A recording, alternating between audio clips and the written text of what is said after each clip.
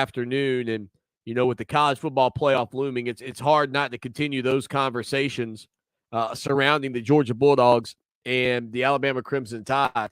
The numbers came out a couple of days ago from the semifinal matchups, and they were well off of the mark of what we saw a year ago. I wonder if this game between Georgia and Alabama, the mighty SEC, will this game pull the worst number of any college football playoff matchup? Or will this game, because it is a rematch, will this game have a heightened sense of anticipation? And even though you saw it a month ago, now all the marbles are on the table, and can Georgia strike for redemption? I mean, to me, if we're gonna focus on the great leagues, right? If that's the thing that Alabama and Georgia represent, the greatest conference in college football, and the two teams that have really been at the top of the mark collegiately this entire year, wouldn't you expect, especially in a scenario where Georgia is the favorite, wouldn't you expect that we would have a situation where there would be great interest from the fans of the world of college football?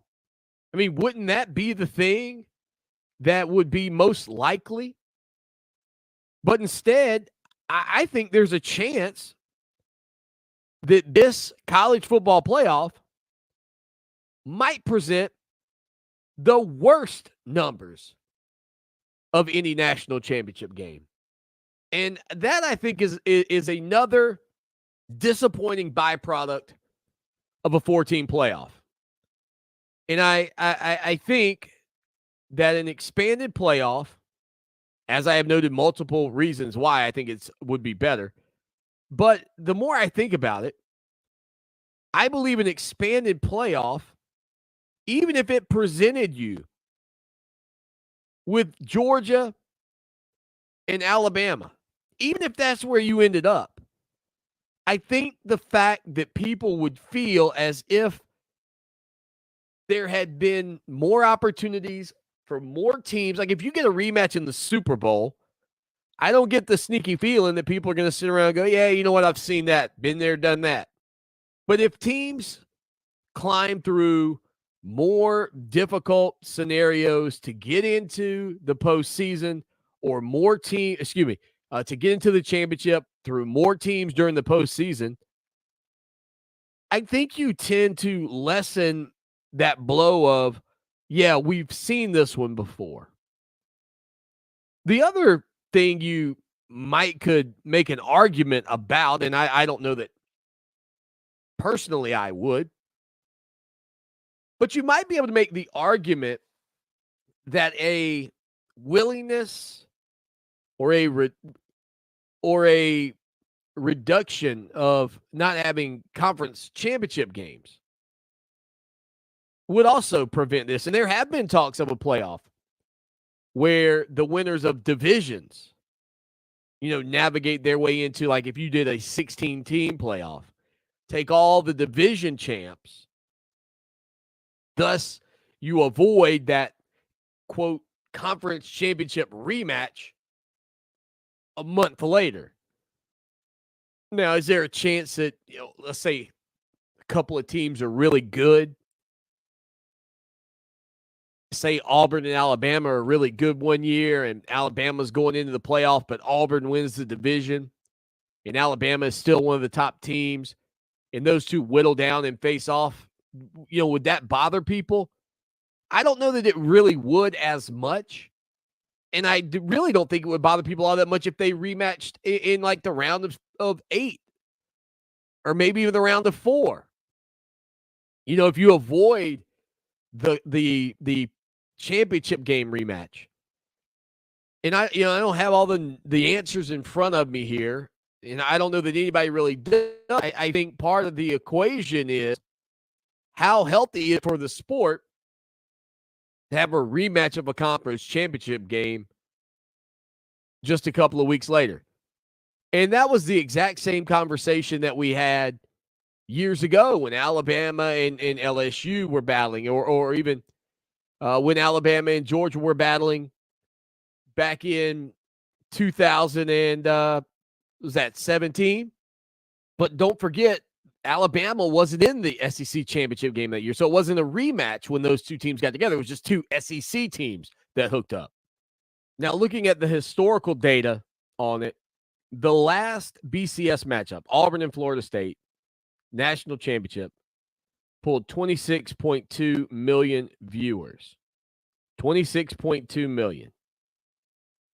The first college football championship between Oregon and Ohio State pulled 34.1 million. So nearly 8 more million people tuned into the first college football playoff championship game. The first Clemson Alabama game pulled 26.1 million people.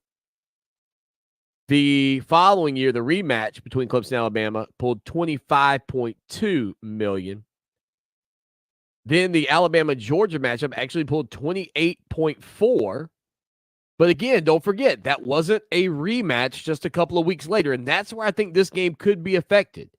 Now, just for notes, the Alabama-Clemson game out in California had 25.28 million viewers. The Clemson-LSU game had 25.58 million. And last year's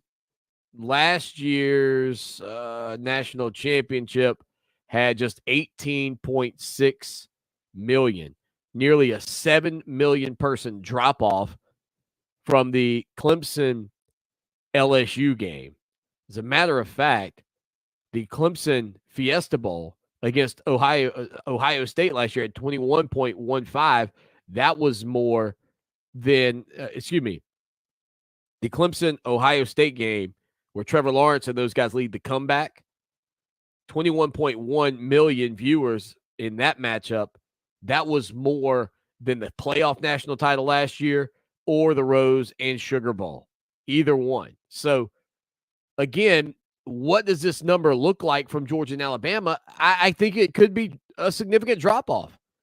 And I think that drop-off occurs because people are tired of or there is certainly an issue that fans have with the SEC, right? That exists. But a rematch of their conference championship just a couple of weeks after their conference championship game is, I think, the thing that's really going to end up bothering or turning people off from watching. 803-450-0086. All right, a couple of things